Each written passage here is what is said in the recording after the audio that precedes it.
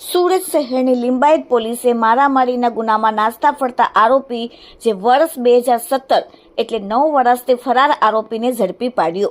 Limbayat police સ્ટેશનના surveillance સ્ટાફના માણસો જ્યારે પેટ્રોલિંગમાં હતા ત્યારે 9 વર્ષથી મારામારી ગંભીર ગુનામાં નાસ્તા ફરતા આરોપી જુલ્ફિકાર ઉર્ફે મોહમ્મદ સોહિલ ઉર્ફે સોહેલ ગુંડે મોહમ્મદ એઝાદ સિદ્દીકી નાઓને પકડીને પ્રશંસનીય કામગીરી કરેલ છે।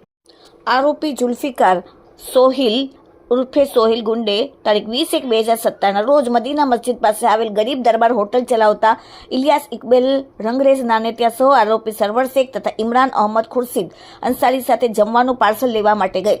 પાર્સલ લીધા બાદ ચૂકવણી માટે છૂટા પૈસા ન હોવાથી હોટલ માલિક પાર્સલ લઈ લેતા આરોપીના ગુસ્સામાં ફરિયાદીને તથા તેમના દીકરા સાથે ગાળાગાળી કરી નજીકમાંથી લાકડાના ફટકાઓ લાવી તેમના માથાના ભાગે ગંભીર ઇજા પહોંચાડીને જાનથી મારી નાખવાની ધમકી આપીને આરોપી ભાગી ગયેલ હતો। જે મારામારીના ગંભીર ગુના આરોપીને ICJS પોર્ટલના આધારે પકડી પાડીને લિંબાયત પોલીસે અટક કરીને તેમના વિરુદ્ધ કાયદેસરની કાર્યવાહી કરેલ છે।